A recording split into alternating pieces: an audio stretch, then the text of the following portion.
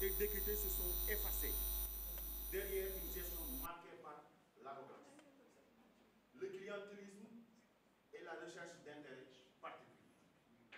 Chaque mesure politique adoptée semble répondre davantage à des exigences d'intérêts étrangers ou à des réseaux particuliers qu'aux besoins réels des Sénégalais. Le constat est sévère. Les décisions politiques censées servir la nation semblent plutôt servir une élite restreinte et des partenaires externes, laissant le peuple sénégalais spectateur de son propre destin. Il est donc urgent d'analyser, point par point, les conséquences de cette gouvernance et de proposer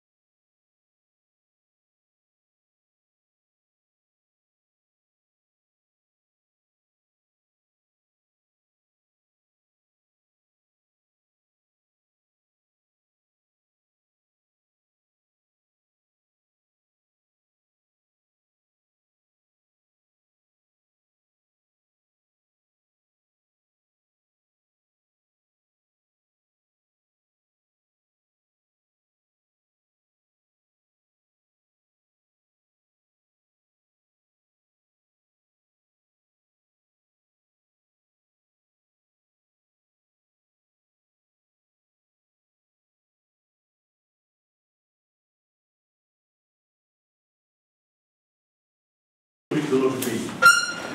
Ce mécanisme de la dette devient un instrument d'asservissement déguisé. Les prêts ne sont pas toujours destinés à financer des projets productifs, mais à créer une dépendance durable. Chaque franc CFA emprunté sans transparence devient un levier de contrôle externe, réduisant l'autonomie de l'État.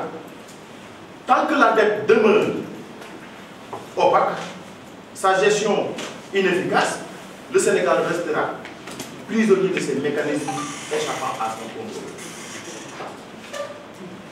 L'économie productive est en péril. Nous l'avons constaté. L'économie sénégalaise est aujourd'hui confrontée à un double danger. L'exclusion des entreprises locales, des grands marchés et la fuite des compétences.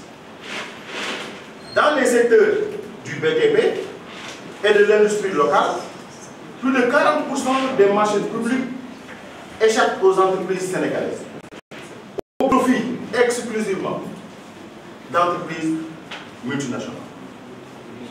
Le chômage des jeunes a atteint plus de 22% à l'échelle nationale et dépasse plus de 35% dans certaines régions ou zones rurales, privant la jeunesse d'opportunités durables.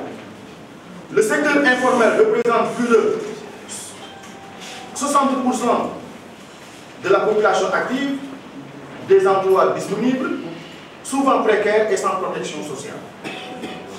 Sans politique de préférence nationale, le Sénégal perd son potentiel productif, affaiblissant durablement l'économie et creusant les inégalités. C'est dans ce sens que nous allons parler de nationalisme et ce que nous avons proposé. L'introduction des cartes ou des titres de séjour, des permis de travail pour tous les travailleurs étrangers, afin de protéger les emplois des Sénégalais.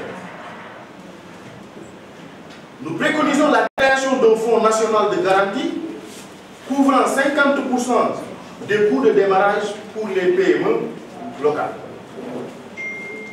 Prioriser les entreprises sénégalaises qualifiées dans l'attribution des marchés publics. Cette approche garantit la souveraineté économique et sociale et replace le Sénégalais au cœur